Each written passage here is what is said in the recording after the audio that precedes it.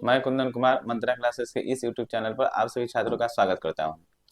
कल की कक्षा में हम लोगों ने देखा था ग्लोब के बारे में, देशांतर के द्वारा समय के ज्ञान के बारे में, कर्क रेखा, मकर रेखा, विषुवत रेखा, इन सब बातों को समझा था। आज उससे संबंधित हम लोग 50 से 60 क्वेश्चन को देखेंगे और समझेंगे। ठीक है, तो पहले क्वेश्चन की तरफ बढ़ते हैं और पहला क्वेश्चन को देखते हैं। आइए,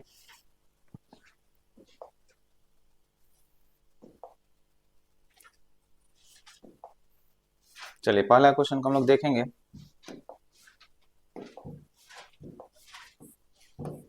चलिए, पहला क्वेश्चन क्या कर रहा है कि प्रारंभ में पृथ्वी के स्थलीय भाग को किस नाम से जाना जाता था। ठीक है, तो प्रारंभ में पृथ्वी के स्थलीय भाग को किस नाम से जाना जाता था। कल के क्लास में हम लोग क्या देखा था, ध्यान देंगे कि पृथ्वी दो भाग में बटा, पृथ्वी पर दो भाग में था। एक बताए थे आपको क्या, स्थलीय भाग, और एक बताए थे जलीय भाग। ठीक ना, तो जलीय भाग था, इसे क्या नाम दिया गया था, इसका नाम दिया गया था पैंथालासा। जलीय भाग का नाम क्या था, पैंथालासा।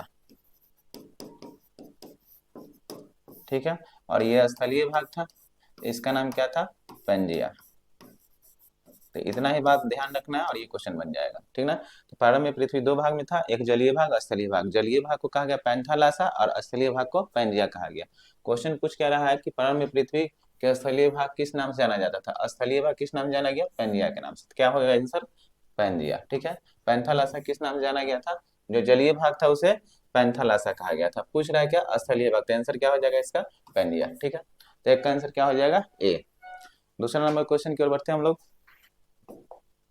चलिए, दूसरा क्वेश्चन है, प्रारंभ में पृथ्वी के जलीय भाग को किस नाम से जाना गया। तो अभी देखे थे, क्या देखे हम लोग कि स्थलीय भाग था, यह स्थलीय भाग था, तो स्थलीय भाग को कहा गया पेंजिया, और जलीय भाग को क्या कहा गया, पैंथालासा। ठीक ना, तो जलीय भाग को किस नाम जाना गया, पैंथालासा। ठीक ना, तो ये था पैंथालासा। पैंथालासा किस नाम से, तो जलीय भाग को पैंथालासा के नाम से जाना गया। तो आंसर क्या हो जाएगा, बी। ठीक है, तो दो का आंसर क्या हो जाएगा, बी। 3 नंबर क्वेश्चन की तरफ हम लोग बढ़ते हैं। 3 नंबर में था, पेंजिया के उत्तरी भाग को किस नाम से जाना गया था। हम लोग समझे थे कल के क्लास में क्या, कि ध्यान देंगे, ये क्या था, पेंजिया। भूकंप के घटना के कारण, प्लेटों के टूटने के कारण क्या हुआ, ये पेंजिया दो भागों में बट गया। ठीक ना, एक उत्तरी भाग और एक दक्षिणी भाग। ठीक ना, और ये सब जल की मात्रा था। ठीक ना, तो उत्तरी भाग तो इसे किस नाम जाना गया, अंगारा लैंड के नाम जाना गया था। उत्तरी भाग को अंगारा लैंड के नाम जाना गया था, और दक्षिणी भाग को गोंडवाना।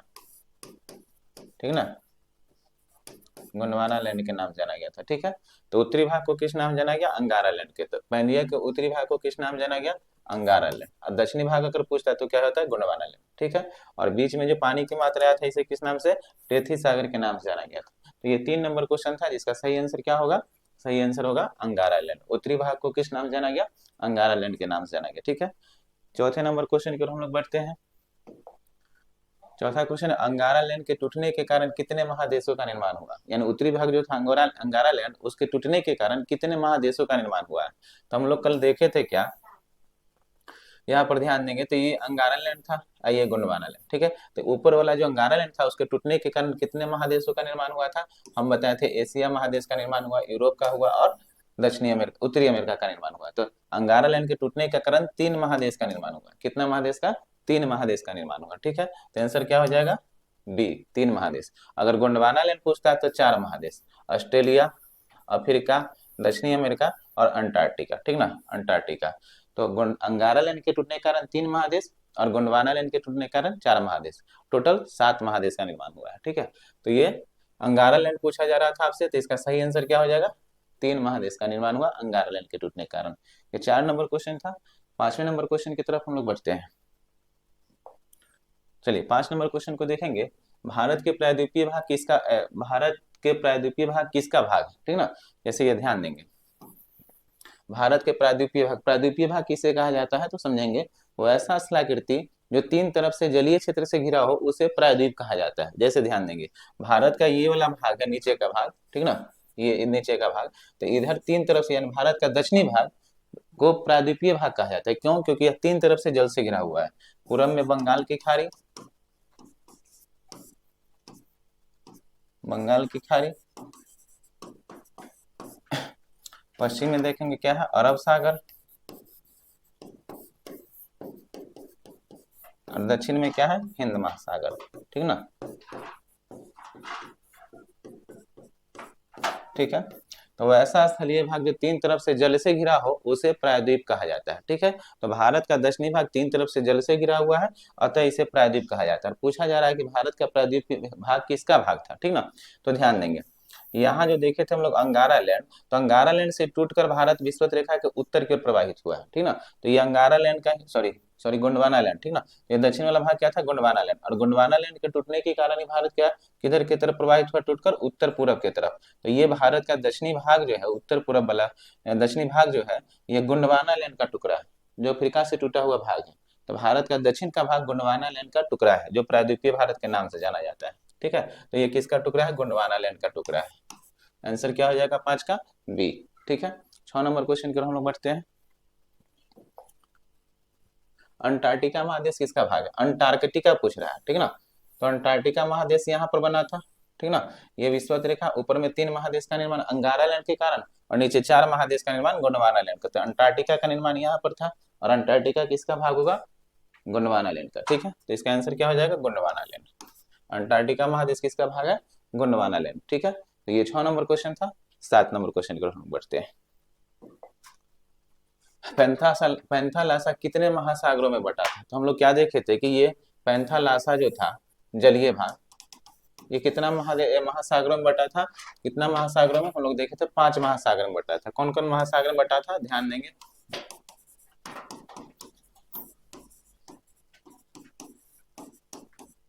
प्रशांत महासागर, अटलांटिक महासागर, ठीक ना, हिंद महासागर,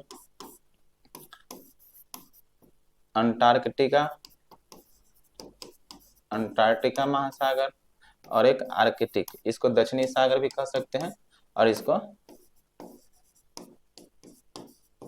आर्कटिक महासागर। तो पैंथालासा जो था 5 भागों में टूटने के कारण 5 महासागर का निर्माण हुआ है। ठीक है, तो इसका सही आंसर क्या हो जाएगा, पैंथालासा के टूटने के कारण 5 महासागर का निर्माण हुआ था। ठीक है, सबसे बड़ा महासागर कौन सा आ जाएगा, प्रशांत महासागर। ठीक है, तो ये था क्वेश्चन आपका 7 नंबर। 8 नंबर क्वेश्चन की ओर हम लोग बढ़ते हैं। चलिए, 8 नंबर में क्या कह रहा है कि भारत की स्थिति किस गोलार्ध में। ठीक है, तो भारत की स्थिति किस गोलार्ध में था, हम लोग कल क्या समझे थे, गोलार्ध समझे थे। गोलार्ध क्या समझे थे कि विषुवत रेखा के उत्तरी भाग को क्या कहा गया, उत्तरी गोलार्ध, और विषुवत रेखा के दक्षिणी भाग को दक्षिणी गोलार्ध। यानी विषुवत रेखा पृथ्वी को 2 बराबर गोलार्ध में बांटती है, उत्तरी गोलार्ध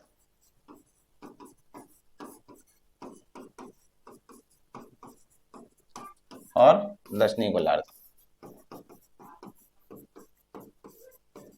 विषुवत रेखा पृथ्वी को 2 बराबर भागों में बांटती है, उत्तरी गोलार्ध और दक्षिणी गोलार्ध। तो पूछ रहा है क्या क्वेश्चन कि भारत की स्थिति किस गोलार्ध में है। तो हम भारत देखेंगे, ये विषुवत, ये देशांतर रेखा 0 डिग्री हो जाएगा, भारत की स्थिति यहाँ पर है, ठीक ना। ये कौन सा गोलार्ध हो जाएगा, अगर उत्तर पूर्व रहता तो उत्तर पूर्व आंसर देते, सिर्फ उत्तरी गोलार्ध दे रहा है, तो उत्तरी गोलार्ध में भारत की स्थिति है। कहाँ पर है, उत्तरी गोलार्ध में। तो भारत की स्थिति कौन सा गोलार्ध में है, उत्तरी गोलार्ध में। आंसर क्या हो जाएगा, ए। ठीक है, 8 नंबर क्वेश्चन की ओर हम बढ़ते हैं। 8 नंबर क्वेश्चन हो गया। ठीक है, 9 नंबर क्वेश्चन को देखते हैं। 9 नंबर देखेंगे, पृथ्वी को 2 बराबर भागों में बांटने वाली रेखा कौन सी होती है। ठीक है, तो पृथ्वी को 2 बराबर भागों में बांटने वाली रेखा कौन सी होती है, विषुवत रेखा। अभी हम लोग देखें, पृथ्वी को 2 बराबर भागों में बांटने वाली रेखा क्या होगी, विषुवत रेखा। तो पृथ्वी को 2 बराबर भागों में बांटने वाली रेखा को विषुवत रेखा, या हम बताए थे भूमध्य रेखा, या इक्वेटर भी कहा जाता है, जिसकी लंबाई हम लोग लिखा थे 40,090 किलोमीटर। ठीक ना, तो पृथ्वी को 2 बराबर भागों में बांटने वाली रेखा को विषुवत रेखा या भूमध्य रेखा कहा जाता है। ठीक, भूमध्य रेखा कहा जाता है। यह पृथ्वी को 2 बराबर भाग उत्तरी गोलार्ध और दक्षिणी गोलार्ध में बांटती है। ठीक है, तो इसका सही आंसर क्या हो जाएगा, पृथ्वी को 2 बराबर भागों में बांटने वाली रेखा विषुवत रेखा। ठीक है, तो आंसर हो जाएगा सी। 10 नंबर क्वेश्चन की ओर हम बढ़ते हैं, और 10 नंबर क्वेश्चन को देखेंगे। विषुवत रेखा की कुल लंबाई, तो अभी हम लोग बताएं क्या कि विषुवत रेखा की लंबाई 40,090 किलोमीटर। ठीक ना, था विषुवत रेखा की कुल लंबाई कितना, 40,090 किलोमीटर। तो आंसर क्या हो जाएगा, सी। ठीक ना। और विषुवत रेखा पृथ्वी पर का सबसे लंबी अक्षांश रेखा, सबसे लंबी अक्षांश रेखा कौन सा, विषुवत रेखा। तो पृथ्वी पर सबसे लंबी अक्षांश रेखा विषुवत रेखा। और हम लोग कल देखे थे विषुवत रेखा के समानांतर खींची हुई रेखा को कौन सा रेखा कहा गया था, अक्षांश रेखा, ठीक ना। तो ये सब अक्षांश रेखा है, ठीक ना। तो पृथ्वी पर स्थित सबसे लंबी अक्षांश रेखा विषुवत रेखा 0 डिग्री अक्षांश, ठीक ना। तो इसकी लंबाई कितना, 40,090 किलोमीटर। सही आंसर 10 का क्या हो जाएगा, सी। 11 नंबर क्वेश्चन की ओर हम बढ़ते हैं।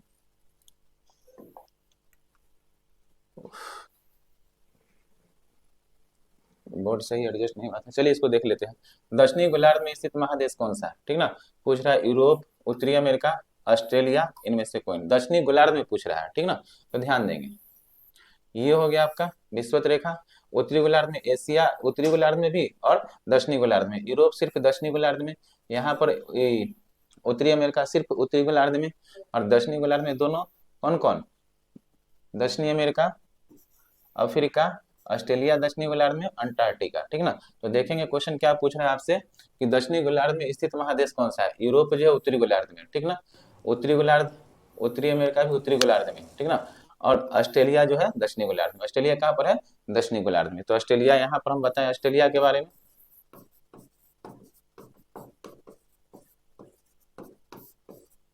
ऑस्ट्रेलिया कौन सा गोलार्ध में, दक्षिणी गोलार्ध में। अगर मैं मैप में देखना चाहते हैं तो मैप में देख लेंगे हम लोग यहाँ थोड़ा सा।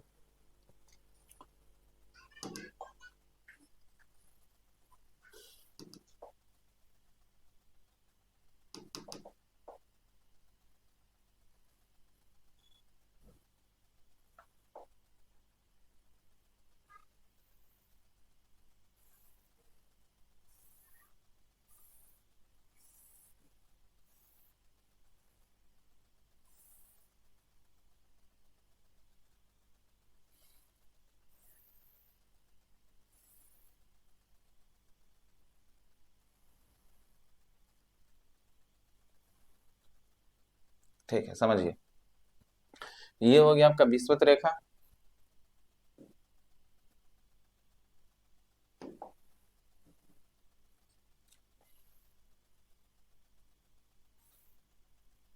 ये हो गया विषुवत रेखा। विषुवत रेखा के ऊपर उत्तरी गोलार्ध, तो ध्यान देंगे ये हो गया उत्तरी गोलार्ध में उत्तरी अमेरिका, ठीक ना। यूरोप को यहाँ पर देखेंगे, यह भी उत्तरी गोलार्ध में, ठीक ना। एशिया की स्थिति देखेंगे उत्तरी गोलार्ध, यहाँ इंडोनेशिया वगैरह थोड़ा सा है, तो ये सब दक्षिणी गोलार्ध में होते। तो एशिया का विस्तार उत्तरी गोलार्ध और दक्षिणी गोलार्ध दोनों, और अफ्रीका दोनों गोलार्ध में, उत्तरी गोलार्ध में भी और दोनों गोलार्ध में। और दक्षिणी अमेरिका भी देखेंगे तो दक्षिणी अमेरिका भी दोनों गोलार्धों में, ठीक ना। और यहाँ पर अंटार्कटिका नीचे सिर्फ दक्षिणी गोलार्ध में। ऑस्ट्रेलिया की स्थिति कौन सा गोलार्ध में है, दक्षिणी गोलार्ध में, ठीक ना। तो समझ गए गोलार्ध के बारे में। तो इसका सही आंसर क्या हो जाएगा, देखते हैं।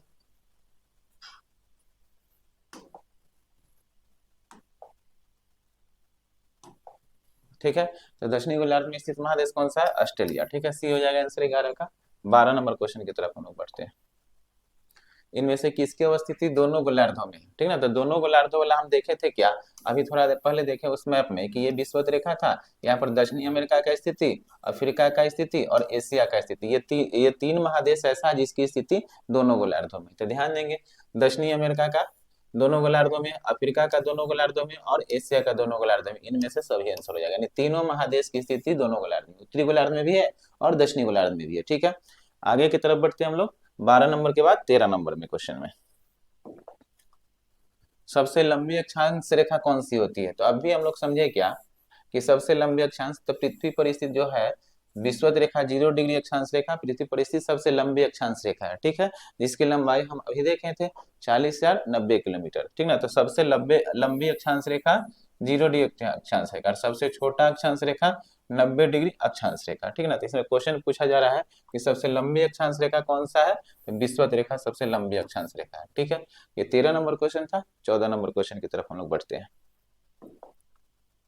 इनमें से कौन सी सबसे लंबी अक्षांश से वृत्त है, ठीक ना। तो इनमें इनमें चुनना है, ठीक ना। चारों में पूछ रहा है क्या कि इसमें सबसे लंबी अक्षांश से वृत्त कौन सा है, 0 डिग्री अक्षांश है या 90 डिग्री अक्षांश है, 80 डिग्री अक्षांश या 75 डिग्री अक्षांश है। तो ध्यान समझेंगे, सबसे लंबी अक्षांश रेखा पूछ रहा है, तो ध्यान देंगे ये 0 डिग्री अक्षांश रेखा सबसे लंबी अक्षांश रेखा होती है, ठीक है। जैसे जैसे ध्रुव की तरफ बढ़ेंगे अक्षांश की लंबाई में कमी होते चली जाएगी, ठीक ना। तो 90 डिग्री अक्षांश रेखा सबसे छोटा हो जाएगा, ठीक ना। जैसे जैसे ध्रुवों की तरफ जाएंगे अक्षांश की लंबाई में कमी होते चली जाएगी। तो विषुवत रेखा जो 0 डिग्री अक्षांश रेखा होगा सबसे लंबी अक्षांश रेखा, 90 डिग्री सबसे छोटा, और ये छोटा होते चला जाएगा दोनों गोलार्धों की तरफ, ठीक ना। तो सबसे लंबी अक्षांश रेखा कौन सा होगा? 0 डिग्री अक्षांश रेखा, जिसे विषुवत रेखा कहा जाता है, 40,090 किलोमीटर। ये 14 नंबर क्वेश्चन था। 15 नंबर क्वेश्चन की तरफ हम लोग बढ़ते हैं। इनमें कौन सही है? तो ध्यान देंगे इनमें से कौन सा सही है।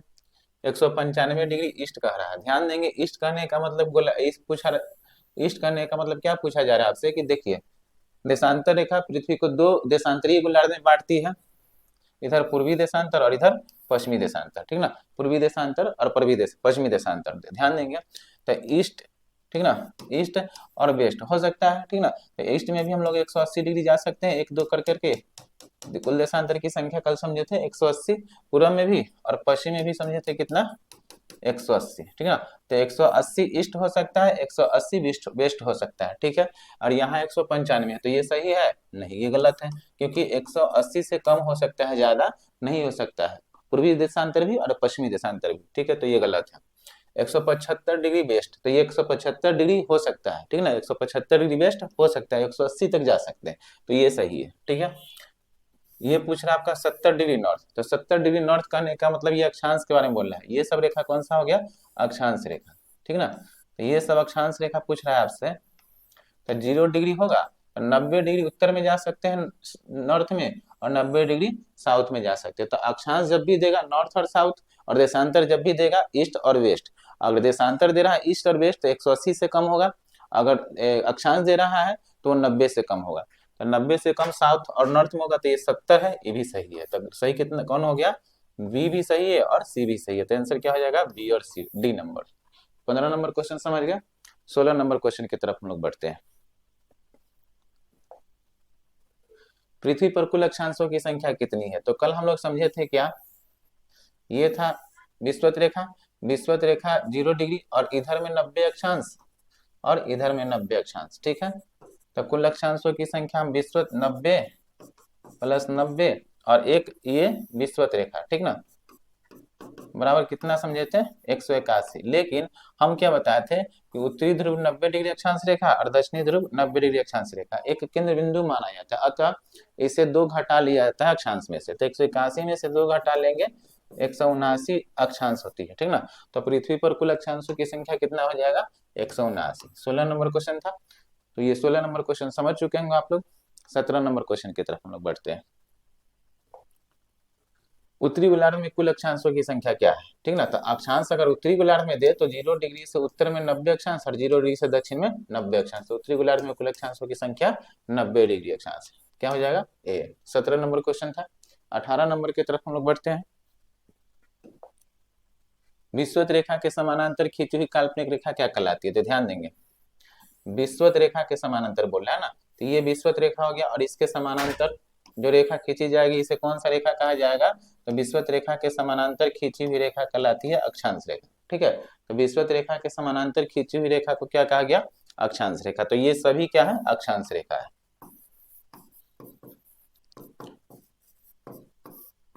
ठीक है।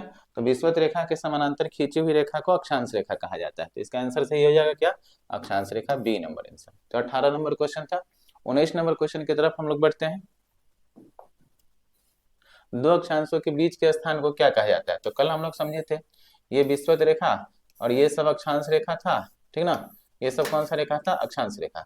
तो एक अक्षांश यहाँ और एक अक्षांश यहाँ, तो दोनों के बीच के स्थान को क्या कहा जाता है?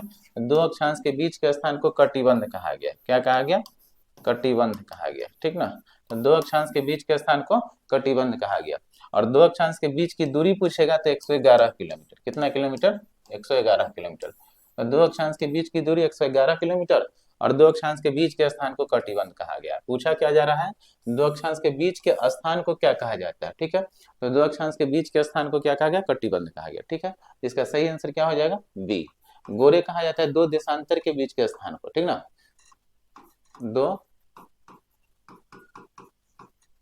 दो देशांतर के बीच के स्थान को गोरे कहा जाएगा, ठीक है। तो इसका सही आंसर हो जाएगा 19 का बी, ठीक है ना। चलिए आगे की तरफ बढ़ते हैं। आगे की तरफ बढ़ते हैं, देखिएगा 19 नंबर क्वेश्चन था, 20 को देखेंगे। दो अक्षांशों के बीच की दूरी कितनी होती है? अभी हम लोग समझे क्या, बीच की दूरी तय 0 डिग्री था अक्षांश रेखा, और ये सब अक्षांश रेखा है, ठीक ना। ये सब अक्षांश रेखा है, तो दो अक्षांश के बीच की दूरी देखे थे अभी 111 किलोमीटर। दो अक्षांश के बीच की दूरी 111 किलोमीटर। आंसर क्या हो जाएगा? बी। ठीक है, तो दो अक्षांशों के बीच की दूरी कितना किलोमीटर? 111 किलोमीटर। आगे बढ़ेंगे हम लोग। दोनों ध्रुवों से विषुवत रेखा की तरफ जाने पर अक्षांश की लंबाई में क्या होती है? ठीक है, अभी समझे थे या फिर समझ लेते हैं। ये हो गया पृथ्वी, ये विषुवत रेखा। विषुवत रेखा के समानांतर खींची हुई रेखा क्या कहलाएगी? अक्षांश रेखा। तो ये सब कौन सी रेखा है? अक्षांश रेखा। ठीक है, ये सब अक्षांश रेखा है। पूछा क्या जा रहा है क्वेश्चन? ये विषुवत रेखा है। पूछा जा रहा है क्वेश्चन कि ध्रुवों के तरफ, ध्रुवों से विषुवत रेखा की तरफ जाने पर पूछा जा रहा है, ठीक ना। तो ये मान लीजिए उत्तरी ध्रुव, ठीक ना, और ये दक्षिणी ध्रुव, ठीक ना। तो पूछा जा रहा है कि ध्रुवों से विषुवत रेखा की तरफ जाने पर, देखिए ये ध्रुव है और विषुवत रेखा की तरफ आएंगे यहाँ ये वाला,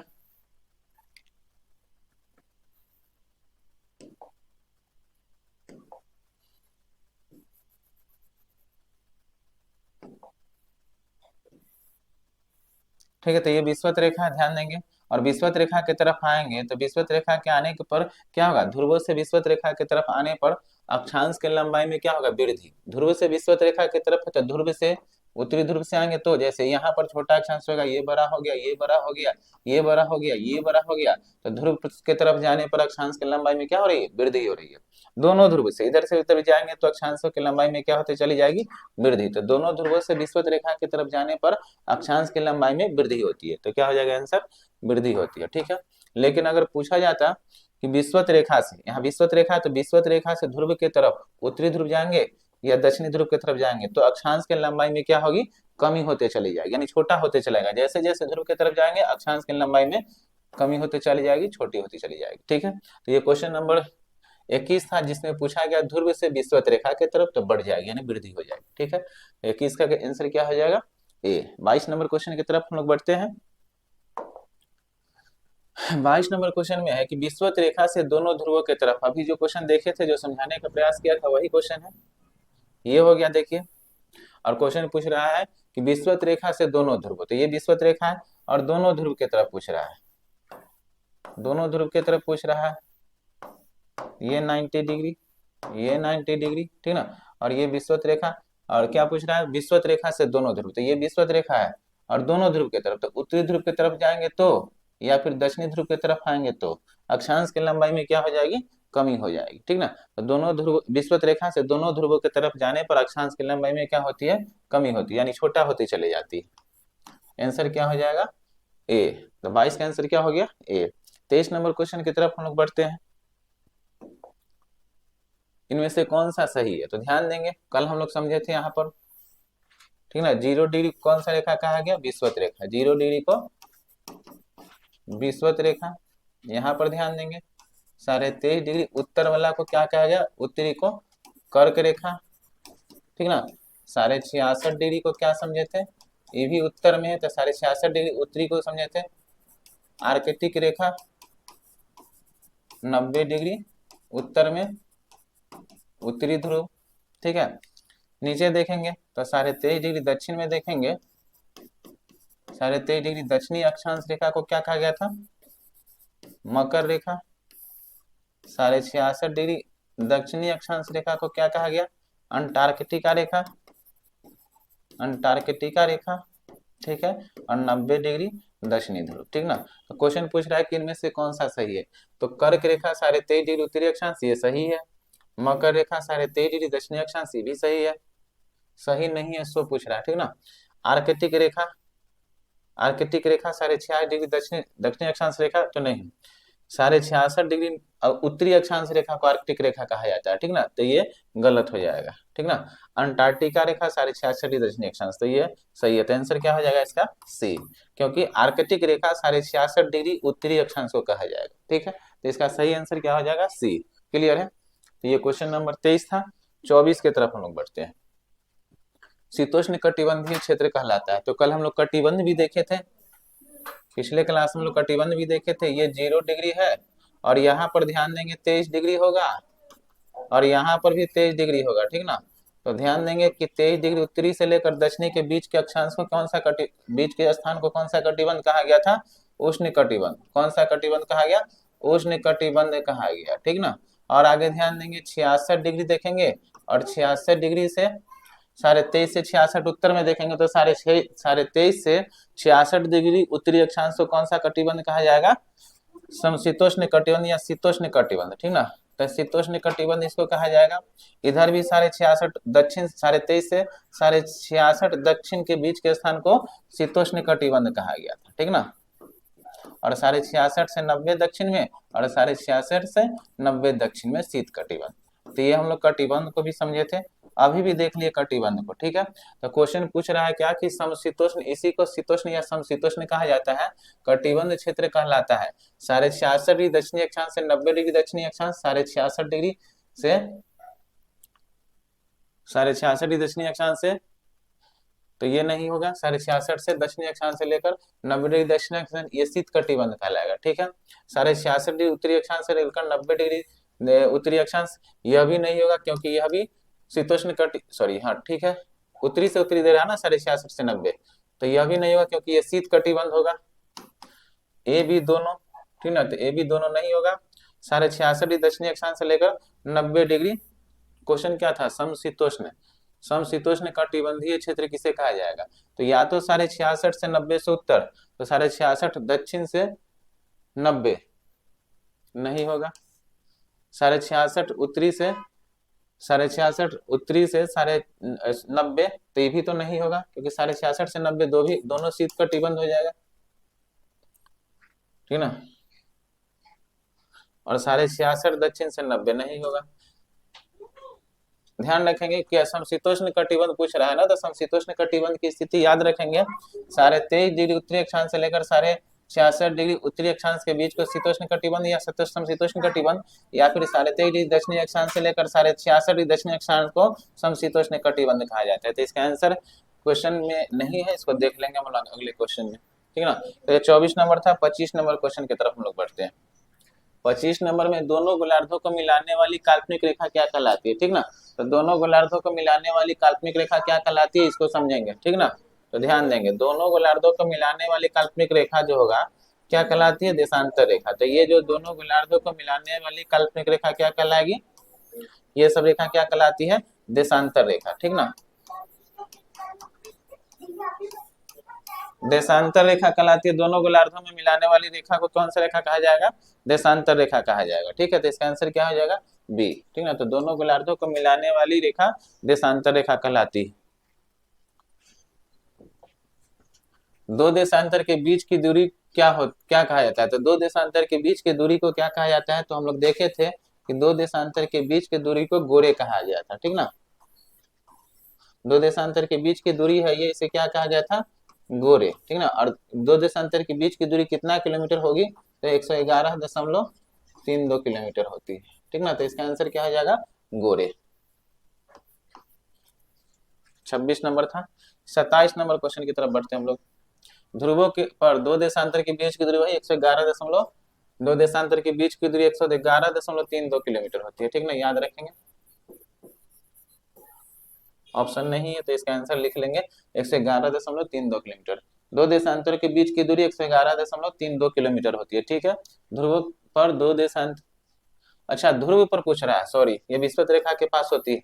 अगर ध्रुव पर पूछ रहा है तो समझेंगे कि ध्रुव पर दो देशांतर के बीच की दूरी क्या होती है, इसको समझिएगा। देखिए, कोई दो देशांतर लेंगे और ध्रुव पर लेंगे, तो कोई दो देशांतर ध्रुव पर, यहाँ पर ध्रुव पर जाने के बाद सब देशांतर जाकर मिल जाता है, ठीक ना। तो ध्रुव पर सभी देशांतर जाकर क्या हो जाती है? मिल जाती है। अर्थात दो देशांतर के बीच की दूरी ध्रुव पर 0 किलोमीटर होता है, सब मिल जाती है, कोई दूरी नहीं बचता है, तो क्या होगा? 0 किलोमीटर होगा। तो दो देशांतर के बीच की दूरी ध्रुव पर कितना किलोमीटर? 0 किलोमीटर होगा। इसका सही आंसर क्या हो जाएगा? बी, 27 नंबर का। 28 नंबर क्वेश्चन की तरफ हम लोग बढ़ते हैं। देखिए, विषुवत रेखा के पास दो देशांतर के बीच की दूरी, तो यही क्वेश्चन था, ध्यान देंगे। तो विषुवत रेखा के पास पूछ रहा है दो देशांतर के बीच की दूरी, तो विषुवत रेखा के पास ही सबसे अधिक होती है, जो कि कितना किलोमीटर होगी? तो ध्यान देंगे, विषुवत रेखा के पास 111.32 किलोमीटर होगा, ठीक ना। तो विषुवत रेखा के पास दो देशांतर के बीच की दूरी 111.32 किलोमीटर होता है, ठीक है। एक मिनट, ठीक है। तो ये 28, इसका आंसर क्या हो जाएगा? 111.32 किलोमीटर 28 का। ठीक है, 29 नंबर क्वेश्चन की तरफ बढ़ते हैं, देखिएगा।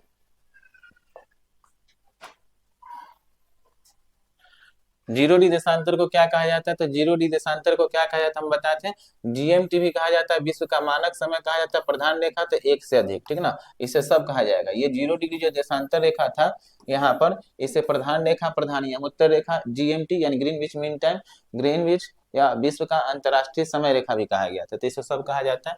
आंसर क्या हो जाएगा? एक से अधिक 29 का। 30 नंबर क्वेश्चन की तरफ हम लोग बढ़ते हैं। जीरो देशांतर रेखा कितने देशों से होकर गुजरती है? चलिए ध्यान देंगे। विश्वत रेखा के बारे में, विश्वत रेखा नहीं पूछ रहा है, जीरो डिग्री देशांतर अंतरराष्ट्रीय मानक समय के बारे में पूछ रहा है कि जीरो डिग्री देशांतर रेखा जो होती है अपने रास्ते से गुजरती है तो कितने देशों से होकर गुजरती है? तो हम बताते हैं 8 देश से होकर गुजरती है। कितना देश से? 8 देश से। कौन कौन सा देश था एक बार देख लेंगे। तो ब्रिटेन था, ब्रिटेन था, स्पेन था, फ्रांस था, 3 गो यूरोप का देश था। उसके बाद ध्यान देंगे अल्जीरिया था, ठीक ना, अल्जीरिया था, घाना था, टोगो था, बर्फिना फासो था, ठीक ना, एक लीबिया था। कितना देश हो गया? 5 और 3 8 देश। तो कितना देश से होकर गुजरती है? 8 देश से होकर गुजरती है जीरो डिग्री देशांतर रेखा। कितना देश से होकर गुजरती है? 8 देश से। 8 देश से होकर गुजरेगी, ठीक है। तो 8 देश से होकर गुजरती है जीरो डिग्री।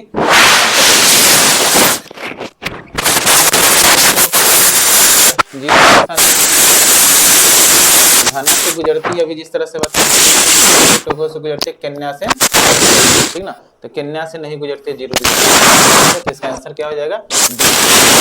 गुजरेगी, नहीं केन्या का स्थिति आप देखना चाहेंगे तो ध्यान देंगे, मैप देख लेते हैं। कन्या से कौन सी रेखा गुजरेगी उसको भी देख लेंगे, अगले क्लास, अगले क्वेश्चन में आएगा, ऐसा क्वेश्चन होगा ही।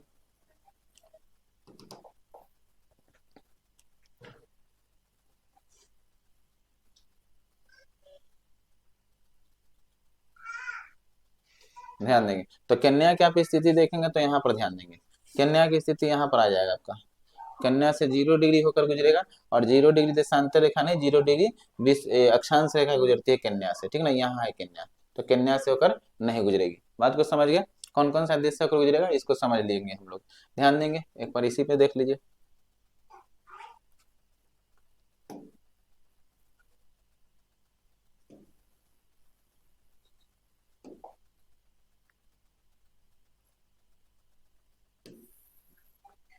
देखिए यहाँ पर ब्रिटेन हो जाएगा, ये ब्रिटेन हो जाएगा, फ्रांस हो जाएगा, स्पेन हो जाएगा, अल्जीरिया होगा, माली होगा, सॉरी लीबिया शायद वहां पर लिख दिए थे, सॉरी, यहाँ पर माली होगा, टोगो होगा, बुर्किना फासो होगा और घाना होगा। तो ये 5 देश यहाँ और 3 देश यहाँ। तो कितना देश से होकर गुजरती है? 8 देश से होकर गुजरती है, ठीक है। तो इसको समझ लिए, कन्या से नहीं गुजरेगी क्योंकि कन्या की स्थिति कहाँ पर है? यहाँ पर, ठीक है। चलिए आगे बढ़ते हम लोग, ठीक है। तो इसको समझ गए आप लोग अच्छी तरह से।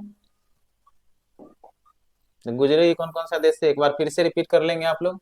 ब्रिटेन, ठीक ना, ब्रिटेन, फ्रांस,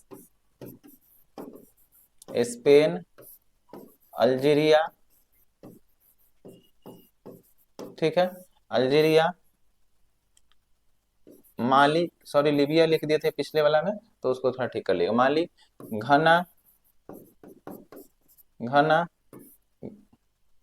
घना के बाद ध्यान देंगे, घना के बाद टोगो, बर्किना फासो,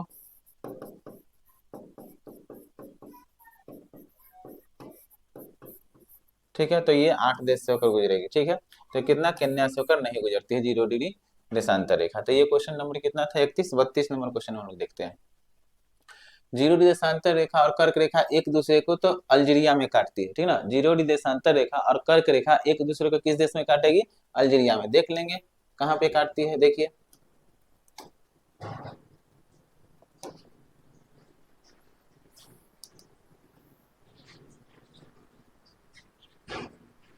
देखिए कर्क रेखा देखेंगे और जीरो डिग्री देशांतर रेखा एक दूसरे को कहाँ पर काटती है? तो कर्क रेखा और 0 डिग्री देशांतर रेखा एक दूसरे को अल्जीरिया में काटती है, ठीक ना। तो कर्क रेखा की स्थिति देखिए 23.5 डिग्री, ठीक ना। उत्तरी अक्षांश रेखा कौन सा कर्क रेखा कहा जाता है, तो ये है कर्क रेखा, ठीक है, देखिए। और ये अल्जीरिया है, ये अल्जीरिया, ठीक है। तो यहाँ से होकर गुजरा, और ये 0 डिग्री देशांतर रेखा तो एक दूसरे को कहाँ पर काट रही है, अल्जीरिया में काट रही है, ठीक ना। तो कर्क रेखा और 0 डिग्री देशांतर रेखा एक दूसरे को अल्जीरिया में काटती है। तो ये क्वेश्चन नंबर देख लेंगे कितना था।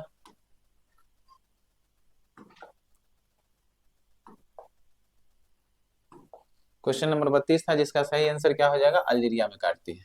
32 का 33 नंबर क्वेश्चन को देखेंगे। आर्कटिक रेखा किस देश से होकर नहीं गुजरती है, ध्यान देंगे। 66.5 डिग्री उत्तरी अक्षांश को क्या कहा गया था, आर्कटिक रेखा। यह 7 देश से होकर गुजर रही थी। कौन कौन सा देश था, एक बार देख लेंगे। अलास्का था और कनाडा था, ठीक ना। अलास्का कनाडा से होकर गुजर रहा था उत्तरी अमेरिका के। यूरोप में देखें एक ग्रीनलैंड था, ठीक ना, द्वीप। ग्रीनलैंड द्वीप से होकर गुजर रहा है, जो कि भौगोलिक रूप से किसके अधिकार में है, ग्रीनलैंड उत्तरी अमेरिका के, लेकिन इस पर राजनीतिक अधिकार किसका, यूरोप का। यूरोप के किस देश का है, तो डेनमार्क का अधिकार है। तो ग्रीनलैंड से भी होकर गुजरती है। उसके बाद ध्यान देंगे नॉर्वे, स्वीडन, फिनलैंड, ठीक ना। तो नॉर्वे, स्वीडन, फिनलैंड। और एक एशिया के कौन सा देश, रूस। तो इतना देश से होकर गुजरती है। एक आइसलैंड है, तो आइसलैंड के दक्षिण में, आर्कटिक रेखा के दक्षिण में है आइसलैंड, तो समुद्र तट से गुजरती है, ठीक ना। तो इस बात को याद रखेंगे। क्वेश्चन था कि आर्कटिक रेखा किस देश से होकर नहीं गुजरती है। इतना सारा देश से होकर गुजरती है, और एक ये देश है आर्कटिक रेखा के दक्षिण में, कौन सा, आइसलैंड, समुद्री तट से होकर गुजरती है। तो 7 देश से होकर गुजरती है। तो इसमें अलास्का है, नॉर्वे है, रूस है, मैक्सिको। तो मैक्सिको यहाँ पर कहीं है, तो मैक्सिको से होकर नहीं गुजरती। मैक्सिको से कौन सी रेखा गुजरेगी, कर्क रेखा गुजरेगी, ठीक है। तो इसका सही आंसर क्या हो जाएगा, डी।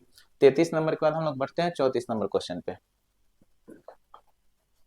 कर्क रेखा कितने महादेशों से होकर गुजरती है, ध्यान देंगे। उत्तरी अमेरिका, अफ्रीका और एशिया, ठीक है। तो 3 महादेश से होकर गुजरती है कर्क रेखा। कितना महादेश से होकर गुजरेगी कर्क रेखा, 3 महादेश। और कितना देश से होकर गुजरेगी, 17 देश से होकर गुजरेगी। कहीं कहीं 18 भी देगा, चार्ट को अगर ले लेता है तो, ठीक ना। 34 नंबर क्वेश्चन था। 35 नंबर देखेंगे, कर्क रेखा कितने देश से होकर गुजरती है, कर्क रेखा किस देश से होकर नहीं गुजरती है। तो पहले देख लेंगे कौन कौन सा देश से होकर गुजरती है, अपने पता चल जाएगा कौन सा देश से होकर नहीं गुजरेगी, ठीक ना। तो देख लेते हैं यहाँ पर, देखिए कर्क रेखा एक तो उत्तरी अमेरिका के कौन सा देश, मैक्सिको, उत्तरी अमेरिका के मैक्सिको, एक बहमासा द्वीप है, बहमासा द्वीप से होकर गुजरेगी, ठीक है ना। अब ध्यान देंगे अफ्रीका में देखेंगे तो पश्चिमी सहारा, ठीक है, मैरितानिया, ठीक ना, अल्जीरिया, अल्जीरिया, लीबिया, ठीक है, माली, ठीक है, मिस्र, एक नाइजर ले लीजिएगा, और मिस्र। 1 2 3 4 5 6 7, ये 7 देश किसका, अफ्रीका के 7 देश से, ठीक ना। एशिया में आएंगे तो एशिया के कौन कौन सा देश देखेंगे, तो ध्यान देंगे सऊदी अरब, सऊदी अरब, यूएई, ओमान। एशिया का देश है सऊदी अरब, यूएई, ओमान। भारत, ठीक है, बांग्लादेश, भारत बांग्लादेश, ठीक ना, म्यांमार, और चीन और ताइवान। तो इतना देश से होकर गुजरती है कर्क रेखा, 17 देश से होकर गुजरती है। जिसमें देखिएगा ब्राजील का हम कहीं नाम लिखे हैं, तो ब्राजील से होकर कर्क रेखा नहीं गुजरेगी, विषुवत रेखा गुजरेगी और मकर रेखा गुजरेगी। तो इसका सही आंसर क्या हो जाएगा, डी। तो कर्क रेखा जो ब्राजील से होकर नहीं गुजरेगी, बाकी वाले इन सभी देश से होकर कर्क रेखा गुजरती है, 17 देशों से होकर गुजरती है। कल के क्लास में, पिछला वीडियो में आप लोग देख लेंगे, जो क्लास नहीं देखे होंगे इसके बारे में पूरा बताया गया है मैप पे, ठीक है। और आप लोग कोशिश करेंगे कि मैप पे ही याद करने का, आसानी से याद हो जाएगा, ठीक है। और इससे हमेशा एक क्वेश्चन रहता है एग्जाम में, किस देश से होकर गुजरती है और या किस देश से होकर नहीं गुजरती है, ऐसा ध्यान देंगे। विषुवत रेखा किस देशों से होकर नहीं गुजरती है? विषुवत रेखा के बारे में पूछा जा रहा है। विषुवत रेखा 13 देश से होकर गुजरती है। कितना देश से? 13 देश से। और महादेश पूछेगा तो कितना महादेश? 3 महादेश, ठीक ना। 13 देश में कौन कौन सा देश है तो एक बार देख लेंगे। पहले तो दक्षिणी अमेरिका के देखवा ध्यान देंगे तो इक्वाडोर, कोलंबिया, ब्राजील, ठीक ना। इक्वाडोर दक्षिणी अमेरिका का देश है। इक्वाडोर, कोलंबिया और ब्राजील, तो दक्षिणी अमेरिका का 3 देश, इक्वाडोर, कोलंबिया, ब्राजील। अफ्रीका में देखेंगे, ठीक ना, तो अफ्रीका में देखेंगे Sao Tome Principe, Sao Tome Principe, Gabon, Gabon, Congo, Congo गणराज्य एक अलग है, गणराज्य, Kenya, Uganda, Kenya, Uganda, Somalia, तो इतना देश हो जाएगा अफ्रीका का। और एशिया में आएंगे तो एशिया का कौन कौन सा देश? मालदीव, इंडोनेशिया, इंडोनेशिया और किरीबाती, तो कितना देश से होकर गुजरती है? 13 देश से होकर गुजरती है। कौन सा रेखा? विषुवत रेखा जो होती है, विषुवत रेखा 13 देश से होकर गुजरती है। 3 देश यहाँ पर हो गया, देख लिए कहाँ पर? दक्षिणी अमेरिका में, ठीक ना। और यहाँ पर हो गया 1 2 3 4 5 6 7, ठीक ना। 7 3 10 हो गया, और 3 देश एशिया का, तो 13 देश से होकर गुजरती है विषुवत रेखा। कौन सा देश से होकर नहीं गुजरेगी विषुवत रेखा? तो ध्यान देंगे, इसमें से कौन सा देश का नाम नहीं लिखे हैं। यहाँ पर बांग्लादेश से होकर गुजरेगी? नहीं, बांग्लादेश से कर्क रेखा गुजरती है। तो इसका सही आंसर क्या हो जाएगा? डी। 36 का आंसर क्या हो जाएगा? डी। 37 नंबर क्वेश्चन में हम लोग बढ़ते हैं। मकर रेखा किस देश से होकर गुजरती है? तो मकर रेखा भी 3 महादेश से होकर गुजरेगी। और पहला महादेश कौन सा होगा? इधर से अगर गुजरते हैं पश्चिम से पूरब की तरफ, तो पहला महादेश ये दक्षिणी अमेरिका हो जाएगा। और दक्षिणी अमेरिका का कौन कौन सा देश? चिली, ठीक ना, चिली, अर्जेंटीना, पराग्वे और ब्राजील, ये 4 देश हो जाएगा कहाँ का? दक्षिणी अमेरिका का। चिली, अर्जेंटीना, पराग्वे और ब्राजील दक्षिणी अमेरिका के देशों से मकर रेखा गुजरेगी, ठीक ना। अफ्रीका में देखेंगे तो अफ्रीका में हो जाएगा कौन कौन सा देश? बोत्सवाना, ठीक ना, बोत्सवाना, नामीबिया, ठीक ना। नामीबिया के बाद देखेंगे तो नामीबिया के बाद हो जाएगा दक्षिणी अफ्रीका, दक्षिणी अफ्रीका, मोजाम्बिक और मेडागास्कर। और एक ऑस्ट्रेलिया महादेश का कौन सा देश? ऑस्ट्रेलिया। कितना देश से होकर गुजरती है? ये 10 देश से होकर गुजरती है। 4 देश यहाँ, ठीक ना, और 5 देश यहाँ हो जाएगा। 1 2 3 4 5, और तो 5 4 9 और एक यहाँ, तो 10 देश से होकर गुजरती है। कौन सा रेखा? मकर रेखा, 23.5 डिग्री दक्षिणी अक्षांश रेखा। तो कौन सा देश से होकर नहीं गुजरेगी? पराग्वे से गुजर रही है, अर्जेंटीना से गुजर रही है, बोत्सवाना से गुजर रही है, इंडोनेशिया से नहीं गुजरेगी। इंडोनेशिया से कौन सी रेखा गुजरेगी? विषुवत रेखा गुजरेगी, ठीक है। तो इसका सही आंसर क्या हो जाएगा? डी, ठीक है। तो ये क्वेश्चन नंबर कितना था? क्वेश्चन नंबर 37 था। क्वेश्चन नंबर 38 की ओर हम लोग बढ़ते हैं। चलिए, क्वेश्चन नंबर 38 है, अंतरराष्ट्रीय तिथि रेखा और देशांतर रेखा के लिए कब सम्मेलन बुलाया गया था? तो हम बताए थे कि अमेरिका के वाशिंगटन में 1884 ईस्वी में 180 डिग्री जो देशांतर रेखा था, इसको मान लिया गया अंतरराष्ट्रीय तिथि रेखा, और 0 डिग्री देशांतर रेखा था, इसको माना गया अंतरराष्ट्रीय समय रेखा, ठीक है ना। तो 1884 में अमेरिका में सम्मेलन हुआ था। अमेरिका की राजधानी कहाँ? वाशिंगटन डीसी में। उस समय वहां के राष्ट्रपति कौन थे? सीए ऑर्थर थे। इन्हीं के शासनकाल में ये सम्मेलन बुलाया गया था, जिसका सही आंसर हो जाएगा 1884, ठीक है ना। तो ये था 38 नंबर। 39 नंबर क्वेश्चन की तरफ हम लोग बढ़ते हैं। अंतरराष्ट्रीय तिथि रेखा किस जल संधि से होकर गुजरती है? तो हम बताए थे कि अंतरराष्ट्रीय तिथि रेखा कहाँ से गुजरती है, तो हम बताए थे कि यह बेरिंग जल संधि से होकर गुजरती है। कौन सा जल संधि से? बेरिंग, ठीक ना, बेरिंग जल संधि से होकर गुजरती है। और बेरिंग जल संधि के बारे में समझे थे कौन सा? चुक्सी सागर, चुक्सी सागर और किसको जोड़ती है? बेरिंग सागर को, ठीक ना। चुक्सी सागर और बेरिंग सागर को जोड़ेगी और रूस को अलास्का से अलग करती है। किसको किसको? रूस को अलास्का से अलग करेगी ना, रूस देश को अलास्का देश से अलग करेगी बेरिंग जल संधि, ठीक है।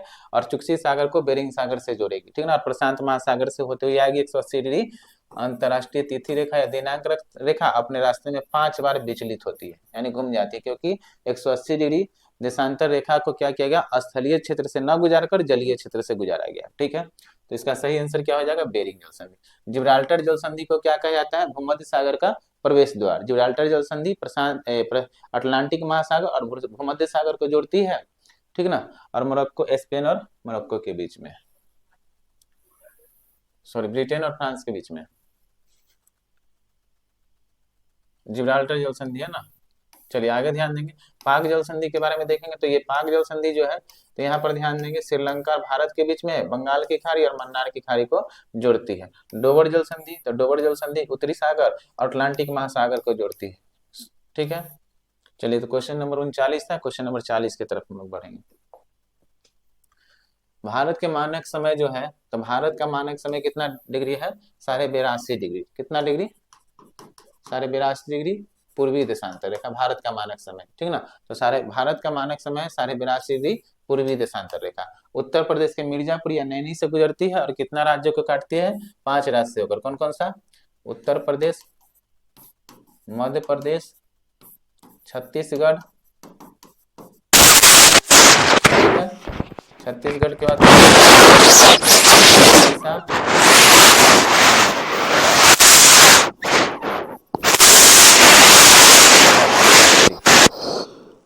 82.5 डिग्री पूर्वी देशांतर रेखा भारत का मानक समय, जिसे IST कहा जाता है। तो ये था 40 नंबर। 41 नंबर की ओर बढ़ते हम लोग। भारत का मानक समय किस राज्य से होकर नहीं गुजरती है, ठीक ना। तो अभी 5 राज्य बताए थे, कौन कौन सा? यूपी, MP, ठीक ना, छत्तीसगढ़, ठीक ना, उड़ीसा और कौन? आंध्र प्रदेश। तो ये 5 राज्य से होकर गुजरती है। तो कौन सा राज्य से होकर नहीं गुजरेगी? झारखंड से होकर नहीं गुजरेगी अंतरराष्ट्रीय भारत का मानक समय IST, ठीक है। 82.5 डिग्री पूर्वी देशांतर। 41 नंबर क्वेश्चन था। 42 नंबर क्वेश्चन की तरफ बढ़ेंगे।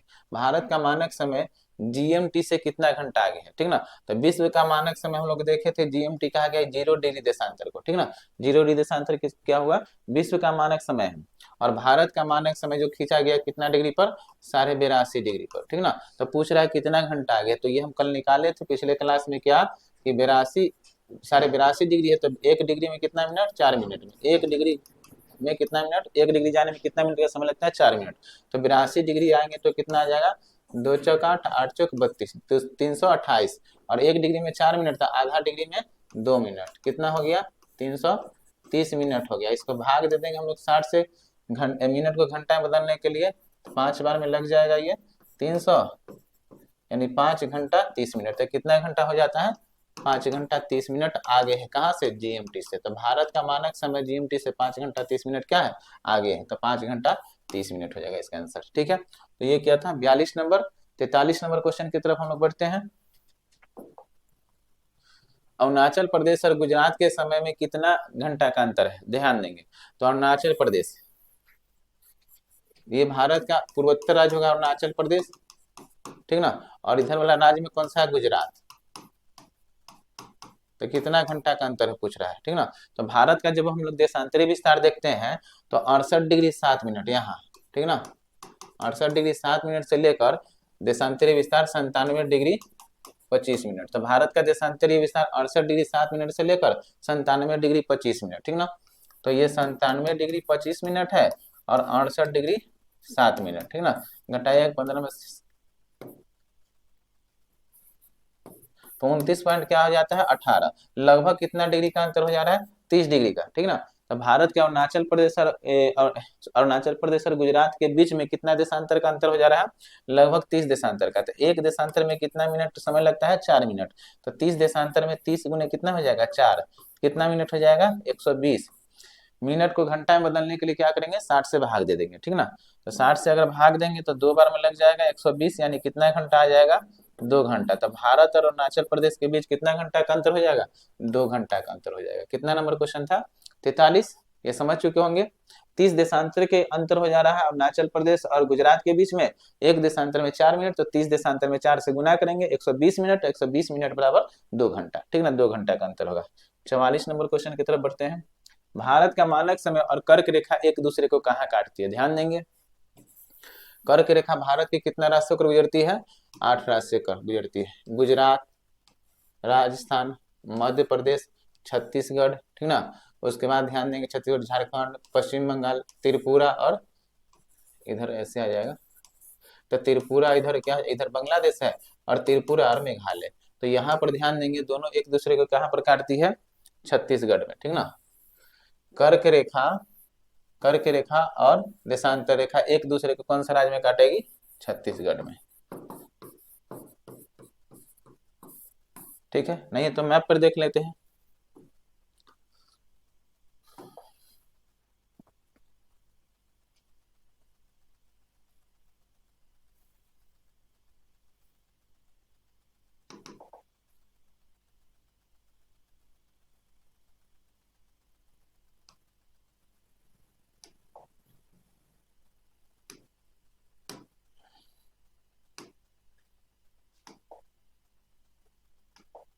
चलिए समझिए,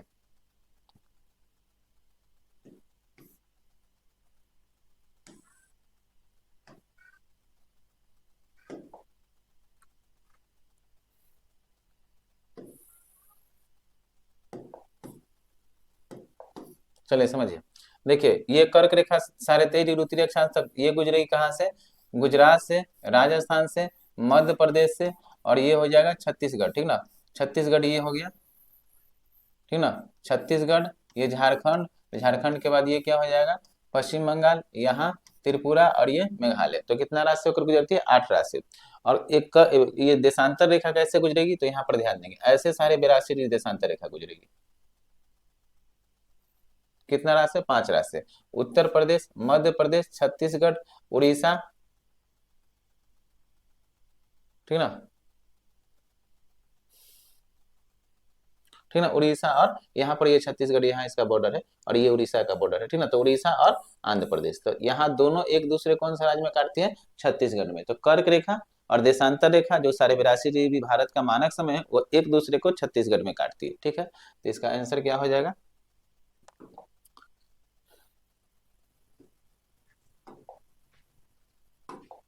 इसका आंसर हो जाएगा छत्तीसगढ़, ठीक है। आगे बढ़ते हैं 45 नंबर क्वेश्चन की तरफ हम लोग। कर्क रेखा पर स्थित भारत की राजधानी कौन सी है, ठीक ना। तो रांची, झारखंड की राजधानी रांची होगा, कौन सा, कर्क रेखा पर स्थित भारत की राजधानी कौन सा, रांची होगा, ठीक है। तो ये क्वेश्चन नंबर कितना था, 45। गांधीनगर भोपाल नजदीक ही है, लेकिन सबसे रांची होगा, स्थित होगा। 45 का 46 नंबर क्वेश्चन की तरफ हम लोग बढ़ते हैं। देशांतर रेखा, ध्यान देंगे यहाँ से समय, देशांतर के द्वारा समय के ज्ञान का कुछ क्वेश्चन होगा, इसको हम लोग अच्छे तरह समझेंगे। इससे संबंधित हमेशा कोई ना कोई क्वेश्चन एग्जाम में रहता है, ठीक है। तो इसको समझिए, 0 डिग्री देशांतर और 20 डिग्री देशांतर के बीच कितना समय का अंतर है। पहला बात तो समझेंगे कि मान लीजिए कि ये 0 डिग्री देशांतर ले लिया, ठीक ना, और इसके इधर 180 देशांतर हो जाएगा, और इसके इधर 180 देशांतर हो जाएगा। ये पूर्वी देशांतर, इधर पश्चिमी देशांतर। पश्चिम से पूरब की तरफ जाने पर 1 डिग्री में 4 मिनट समय बढ़ेगा, ठीक ना, क्या होगा, बढ़ेगा। इस बात को याद रखेंगे। तो 1 डिग्री में 4 मिनट बढ़ता है, अगर 15 डिग्री बढ़ेंगे तो 15 गुने 4 बराबर 60 मिनट, ठीक ना। तो 60 मिनट बढ़ेगा पश्चिम से पूरब जाने की तरफ, इधर उल्टा हो जाएगा, घटेगा, वैसा है, 1 डिग्री में 4 मिनट घटेगा, ठीक ना। और 15 डिग्री में 1 घंटा क्या होगा, घटेगा। यानी पश्चिम, पूरब से पश्चिम की तरफ जाएंगे तो समय घटेगा, और पूरब से पश्चिम से पूरब की तरफ जाएंगे तो समय बढ़ेगा। 1 डिग्री में 4 मिनट, 15 डिग्री में 1 घंटा, इस बात को हमेशा याद रखेंगे, ठीक है। अब समझिए, 0 डिग्री देशांतर और 20 डिग्री पूर्वी देशांतर के बीच कितना समय का अंतर है, तो ये 0 डिग्री देशांतर हो गया, ठीक ना। और 20 डिग्री पूर्वी देशांतर बोल रहा है, तो यहाँ मान लीजिए 15 होगा, 15 के 5 बाद क्या हो जाएगा, यहाँ 20 डिग्री मान लेते हैं, ठीक ना। 1 2 3 करते करते यहाँ 20 आ जाएगा। ये 20 डिग्री पूर्वी देशांतर के बीच क्या समय होगा, तो 0 डिग्री और 20 डिग्री पूर्वी देशांतर के बीच समय पूछ रहा है, तो हम क्या बोले, 1 डिग्री में 4 मिनट, तो 20 डिग्री में 20 × 4 बराबर कितना मिनट हो जाएगा, 80 मिनट का अंतर हो जाएगा। ठीक ना, कितना मिनट का अंतर होगा, 80 मिनट। तो इसका सही आंसर क्या हो जाएगा, बी। ठीक ना, तो 0 डिग्री देशांतर और 20 डिग्री देशांतर के बीच, 20 डिग्री देशांतर के बीच कितना मिनट का अंतर, 80 मिनट। 1 डिग्री में 4 मिनट, तो 20 × 4 20 × 80 मिनट। ठीक है, तो इसका आंसर क्या हो जाएगा, बी। 46 नंबर क्वेश्चन था। 47 नंबर क्वेश्चन की तरफ हम लोग बढ़ते हैं। जीएमटी पर सुबह के 7 बजे हैं तो 45 डिग्री पूर्वी देशांतर और 30 डिग्री पश्चिमी देशांतर। समझिए, जैसे ये 0 डिग्री हो गया, हम अभी बताए कि इधर भी हम लोग जा सकते हैं पूर्व में 180 देशांतर और पश्चिम में भी कितना देशांतर जा सकते हैं, 180 देशांतर जा सकते हैं। ठीक ना, ये 0 डिग्री देशांतर या विश्व का मानक समय है, तो इधर भी 180 देशांतर आ सकते हैं, पश्चिमी देशांतर में भी, और पूर्वी देशांतर में कितना जा सकते हैं, 180 जा सकते हैं। तो क्वेश्चन बोला क्या जा रहा है कि जीएमटी पर सुबह का 7 बजा है, तो ये जीएमटी है, 0 डिग्री देशांतर को क्या कहा जाता है, जीएमटी। तो यहाँ पर कितना है, 7 बजा है सुबह का। तो क्वेश्चन पूछ रहा है कि जीएमटी पर सुबह का 7 बजा है, 45 डिग्री पूर्वी देशांतर, तो पूर्वी इधर ना, तो मान लेते हैं 15 30 45 डिग्री यहाँ है। तो 45 डिग्री पूर्वी देशांतर पर पूछ रहा है कि क्या समय होगा। तो यहाँ पर 7 बज रहा है, अगर मान लीजिए कि 15 के गुणनखंड में रहेगा तो डायरेक्ट 1 घंटा बढ़ते चले जाएंगे। अगर 16 रहेगा तो 4 से गुना करके बढ़ेंगे। यहाँ 15 है तो मान लीजिए कि ये 15 डिग्री में कितना घंटा बढ़ेगा, 1 घंटा। 1 डिग्री में 4 मिनट, तो 15 × 4 यानी कितना घंटा, 1 घंटा। तो 15 में 1 घंटा, फिर 15 जाएंगे तो 1 घंटा, फिर 15 जाएंगे 1 घंटा, तो 15 30 45 यानी, तो 7 बज रहा था 0 डिग्री पर, 15 डिग्री पर 1 घंटा बढ़ेंगे तो 8, 30 पर कितना हो जाएगा 9 और 45 पर 10। बात को समझ गए। और नहीं, आपको डिग्री में निकालने का मन है तो 45 × 4 कर लेंगे, 5 चौक 20, 4 दूना 8 है 9, 2 हो जाएगा ना, 5 चौक 20, 2, 4 दूना 8 है 2, 4 चौक 16 होता है ना, 18, 180 आ जाएगा। ठीक ना, तो 180 मिनट आ जाएगा। तो 180 मिनट हो गया, इसको घंटा में बदलिएगा आप 180 मिनट को, तो 60 से भाग देंगे ना, तो 6 3 18 आ जाएगा। ठीक ना, तो कितना घंटा आ गया, 3 घंटा। तो 7 में 3 जोड़ेगा 3 घंटा, तो 10 आएगा। और 15 का अंतर था, तो डायरेक्ट हम लोग क्या करेंगे, यहाँ 7 बज रहा था, यहाँ 8, यहाँ 10, तो 7 के बाद 1 घंटा, 15 पर 8, 9 पर, सॉरी 15 पर 8, 30 पर 9 और 45 पर 10, तो यहाँ 10 बज जाएगा। ठीक ना, तो 10 बज गया, तो ऐसे देख लेते हैं देशांतर में पूछ रहा है। तो पूर्वी देशांतर में पूछा 45 डिग्री पर 10 बजे, 30 डिग्री पश्चिमी देशांतर, इधर आएंगे घटेगा। ठीक ना, पश्चिम की तरफ जाने पर समय घटेगा, 1 घंटा 15 डिग्री में 1 घंटा पूरब की तरफ जाने पर समय बढ़ता है और पश्चिम की तरफ जाने पर समय घटता है। तो ध्यान देंगे 30 डिग्री आ रहा है, तो 15 डिग्री यहाँ और 30 डिग्री मान लीजिए यहाँ। ठीक है, और इधर की तरफ 15 डिग्री पर 1 घंटा घटेगा। तो यहाँ 7 बज रहा था, तो यहाँ 6 बजेगा, 1 घंटा घटाएंगे, तो और यहाँ कितना बज जाएगा, 5। ठीक है, तो 5 बजेगा। तो क्या हो जाएगा आंसर, 7m 5m। ठीक ना, तो सही आंसर क्या हो जाएगा, 10m यानी 10 बजे सुबह और 5 बजे सुबह। 10 बजे सुबह कहाँ पर, 45 डिग्री पूर्वी देशांतर पर। ठीक है, और 30 डिग्री पश्चिमी देशांतर पर कितना बजेगा, 5 बजेगा सुबह। ठीक है, तो इस क्वेश्चन को समझ चुके होंगे। कुछ नहीं करना है, ध्यान रखेंगे, यहाँ पर 0 डिग्री देशांतर लेंगे, 15-15 का गैपिंग रहेगा, 1-1 घंटा बढ़ाते चले जाएंगे, तो इधर की तरफ जाने पर समय बढ़ेगा। यहाँ 7 बज रहा था, 15 30 45, तो 7 8 9 10 बज गया। ठीक है, और इधर की तरफ जाएंगे तो 15-15 पर घटा लेंगे 1-1 घंटा, तो ये हो जाएगा सही आंसर इसका ए। क्वेश्चन नंबर कितना था, 47। 48 देखेंगे, जीएमटी पर सुबह के 7 बजे तो भारत में क्या समय होगा। देखिए, ई जीएमटी है, ठीक ना, यहाँ पर 7 बजा है, तो भारत में क्या समय होगा। तो भारत का देशांतर कितना, 82.5 डिग्री पूर्वी देशांतर। हम लोग जानते हैं कि भारत का समय जीएमटी से कितना घंटा आगे, 5 घंटा आगे। कितना घंटा, 5 घंटा 30 मिनट आगे। कितना घंटा, 5 घंटा 30 मिनट। तो 7 बज रहा है जीएमटी पर, तो भारत में क्या समय होगा। तो 7 बजे में 5 घंटा जोड़ देंगे ना, 5 घंटा 30 मिनट जोड़ देंगे, तो 12:30 हो जाएगा। ठीक ना, सुबह का 7 बज रहा है, शाम का 7 बज रहा है, तो रात का 12:10 हो जाएगा, 12:30 हो जाएगा। तो पीएम हो जाएगा या एम, एम हो जाएगा, ठीक ना। सुबह वाला रात के बाद 12 बजे रात के बाद एम हो जाता है ना, तो एम हो जाएगा, 12:30 एम हो जाएगा, ठीक ना। यानी 7 बज रहा है शाम, और भारत में क्या समय होगा, तो 5.5 घंटा समय जो भारत का जीएमटी से आगे, तो 5.5 घंटा जोड़ देंगे जीएमटी के समय में, आपका आ जाएगा 12:30, ये 12:30 एम हो जाएगा। 48 क्वेश्चन था, 48 नंबर। 49 नंबर पे बढ़ते हैं। यदि भारतीय मानक समय के अनुसार पूर्वाह्न के 10 बजे है तो 92 डिग्री पूर्वी देशांतर पर क्या शिलोंग का क्या समय होगा। देखिए भारतीय मानक समय बोल रहा है, तो ये तो 0 डिग्री हम लोग जानते हैं कि जीएमटी होता है, ग्रीनविच, विश्व का मानक समय। और भारत का मानक समय कितना होता है, 82.5 डिग्री पूर्वी देशांतर। और बोल क्या रहा है, पूर्वी यदि भारतीय मानक समय के अनुसार 10 बज रहा है, भारतीय मानक समय के अनुसार पूर्वाह्न के 10 बज रहा है, यानी यहाँ पर 10 बज रहा है पूर्वाह्न के, ठीक ना।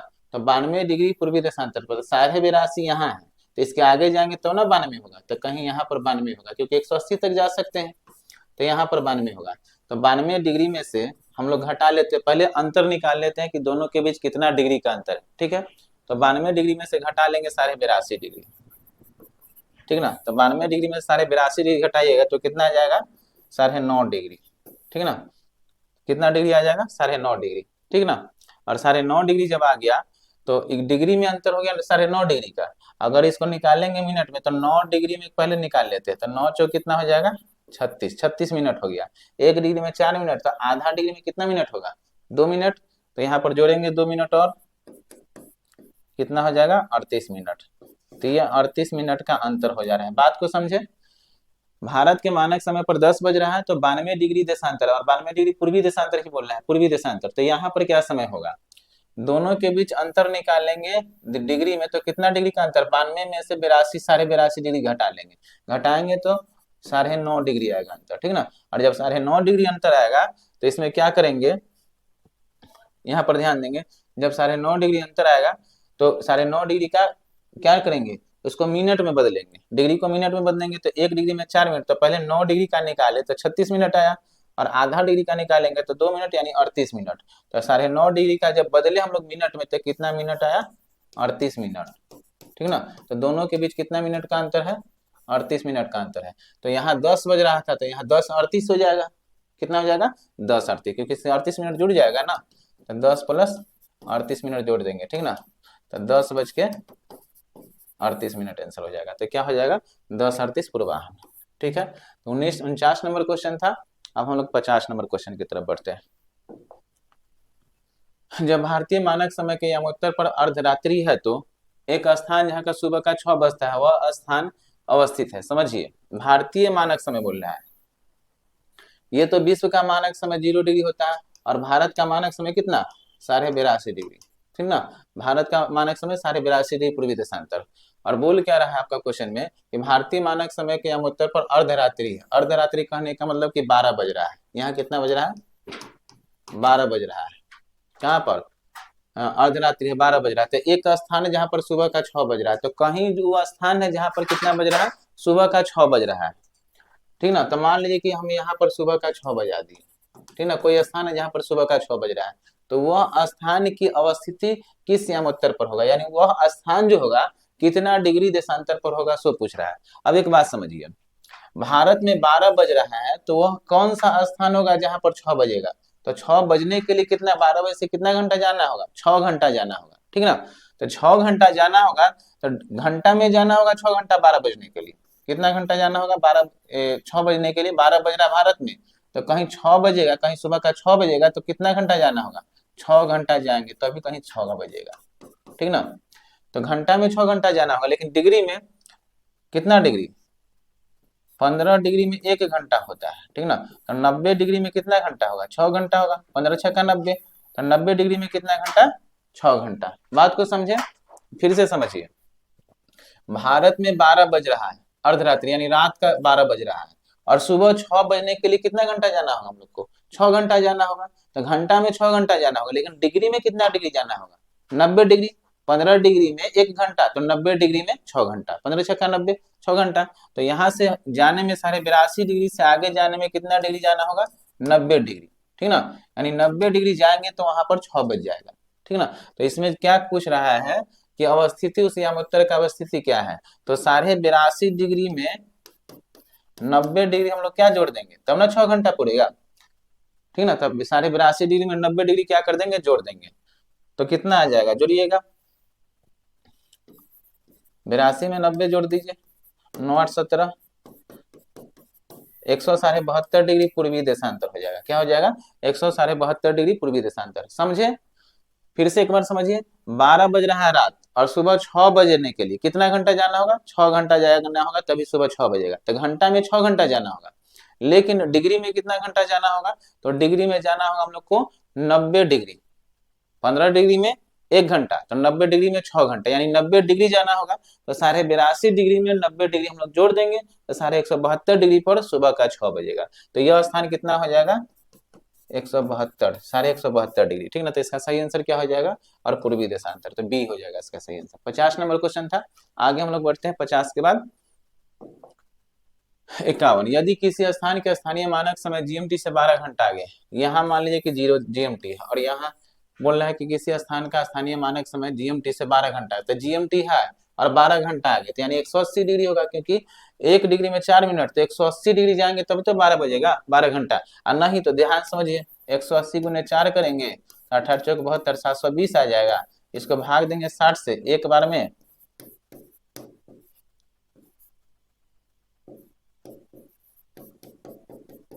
ठीक ना। बात समझे, किसी स्थान का स्थानीय मानक किसी स्थान के स्थानीय मान का समय जीएमटी से 12 घंटा आगे, तो जीएमटी से 12 घंटा आगे होने के लिए कहा कितना डिग्री पर आना होगा, 180 डिग्री पूर्वी देशांतर पर, ठीक ना। तो 180 डिग्री पूर्वी देशांतर इसका आंसर हो जाएगा, ठीक है। तो 51 नंबर समझ गए होंगे। 12 घंटा जीएमटी से आगे जाना है, ठीक ना। तो 12 घंटा जाने में कितना डिग्री, 180 डिग्री लगेगा, 180 डिग्री पर आएंगे तब ना 12 घंटा होगा। इसका सही आंसर हो जाएगा 180 डिग्री पूर्वी देशांतर। यदि दो स्थानों के बीच के समय का अंतर 2 घंटा 20 मिनट है, तो मिनट है, तो देशांतर का अंतर क्या होगा। देखिए, किसी देशांतर का अंतर है 2 घंटा 20 मिनट, ठीक ना। किसी दो स्थान के बीच का समय है 2 घंटा 20 मिनट, ठीक ना। ये मिनट में दिए, इसको देशांतर में बदलना है, ठीक ना। तो इसको ऐसे समझिए कि 15 डिग्री में 1 घंटा होता है, ठीक ना। तो 30 डिग्री में कितना घंटा होता है, 2 घंटा। तो क्वेश्चन क्या पूछ रहा है आपका, यदि दो स्थानों के बीच के समय का अंतर 2 घंटा 20 मिनट है, 2 घंटा 20 मिनट है, इसको मिनट में बदलेंगे 2 घंटा को, तो 2 घंटा को मिनट में बदलेंगे, तो 2 घंटा को मिनट में बदलेंगे तो 2 गुने 60, ठीक ना, 120 आ जाएगा। 120 मिनट हो गया, और 20 मिनट है तो 120 मिनट ये हुआ, ठीक ना। 2 घंटा को मिनट में बदलेंगे तो 120 मिनट होगा, और 20 मिनट और बचा हुआ है, तो 20 मिनट और जोड़िए, 140 मिनट हो गया। यानी दो स्थान के समय का अंतर कितना मिनट, 140 मिनट। और पूछ रहा है कि देशांतर का अंतर कितना होगा, तो 140 मिनट है, ठीक ना। 1 डिग्री में 4 मिनट, तो 140 मिनट बराबर कितना डिग्री हो जाएगा, तो इसमें 4 से भाग दे देंगे 140 में, तो आपको निकल जाएगा ना डिग्री। ध्यान देंगे, भाग देंगे,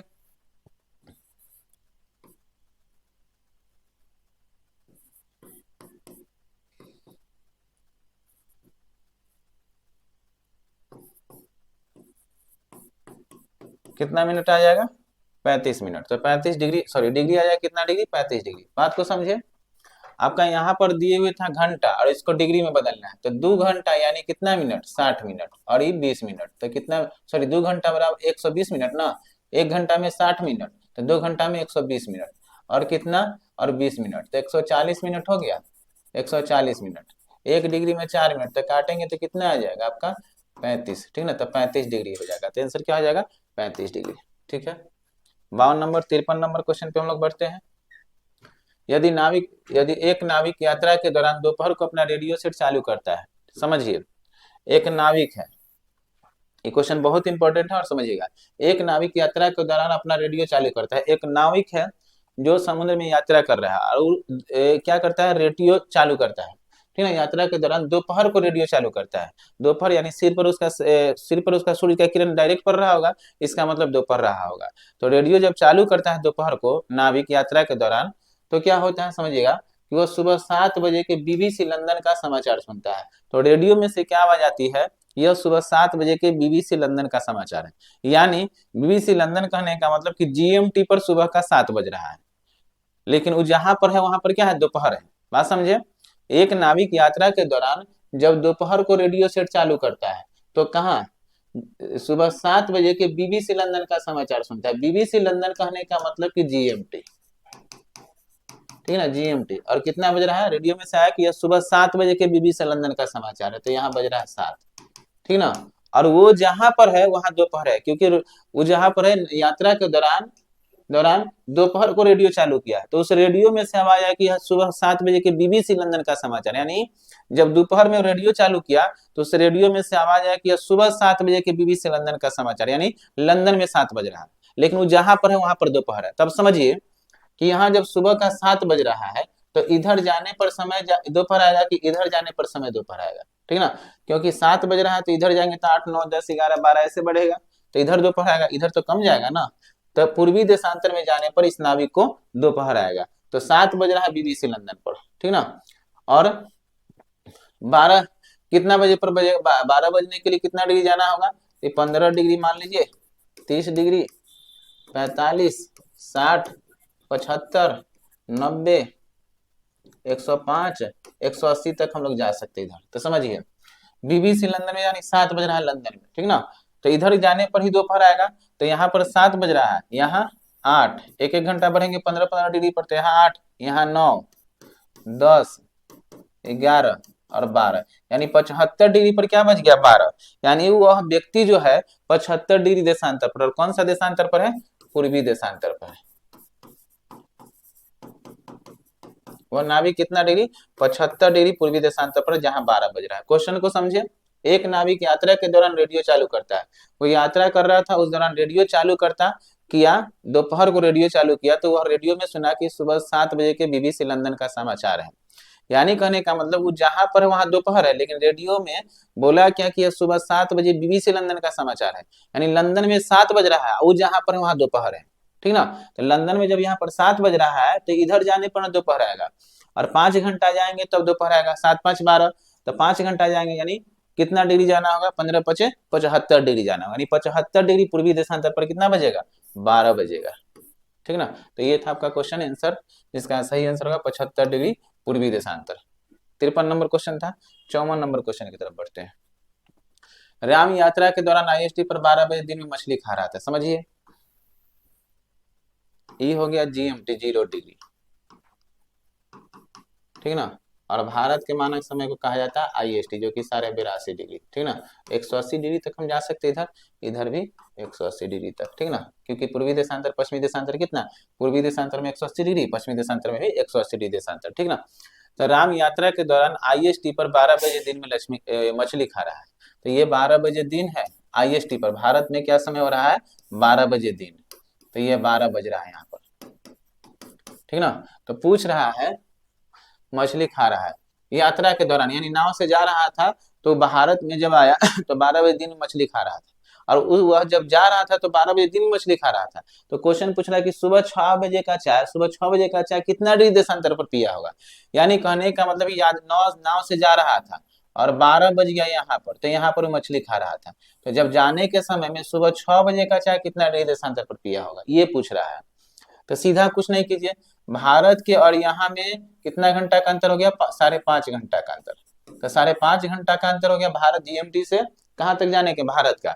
तो जीएमटी से भारत के समय कितना का अंतर, 5.5 घंटा का अंतर, और सुबह 6 बजे का पूछ रहा है, तो 5.5 घंटा का अंतर तो 0 डिग्री पर आ गया, ठीक ना। तो आधा घंटा और इधर आएंगे तो 6 बज जाएगा, 5.5 घंटा तो हो ही गया ना। जीएमटी और आईएसटी के बीच के अंतर कितना, 5.5 घंटा का, तो 5.5 घंटा यहाँ पुर गया है। और सुबह 6 बजे का चाय पूछ रहा है, तो आधा 7.5 डिग्री, यानी आधा घंटा इधर आने के लिए कितना डिग्री आना होगा, 7.5 डिग्री, ठीक ना, 7.5 डिग्री आना होगा, ठीक ना। यानी 7.5 डिग्री पश्चिमी देशांतर पर क्या बजेगा, 6 बजेगा, ठीक ना। तो 7.5 डिग्री पश्चिमी देशांतर पर चाय पिया होगा। बात को समझे। क्वेश्चन था, एक नाविक यात्रा के दौरान 12 बजे दिन में मछली खाता है, 12 बजे दिन में मछली खाता है आईएसटी पर, तो यहाँ पर आईएसटी पर मछली खाया है, तो सुबह 6 बजे का चाय, तो सुबह के 6 बजे का चाय पूछ रहा है, कितना डिग्री देशांतर पर पूछ रहा है, तो यहाँ से 6 घंटा बैक जाना होगा, आप लोग जानते हैं कि जीएमटी और भारत के मानक समय के बीच में कितना का अंतर, जीएमटी और आईएसटी के बीच के समय का अंतर कितना, 5.5 घंटा। तो 0 डिग्री पर आएंगे तो ऐसे ही 5.5 घंटा हो गया। और आधा घंटा जाएंगे यानी 7.5 डिग्री जाएंगे, 15 डिग्री में 1 घंटा, तो 7.5 डिग्री में आधा घंटा। तो आधा घंटा जाने के लिए कितना डिग्री, 7.5 डिग्री। तो 7.5 डिग्री इधर की तरफ पूर्वी देशांतर, इधर पश्चिमी देशांतर, तो 7.5 डिग्री पश्चिमी देशांतर पर कितना बजेगा, 6 बजेगा। तो इसका सही आंसर क्या हो जाएगा, 7.5 डिग्री पश्चिमी देशांतर। ठीक है, 54 नंबर क्वेश्चन था। 55 नंबर क्वेश्चन की तरफ बढ़ते हैं।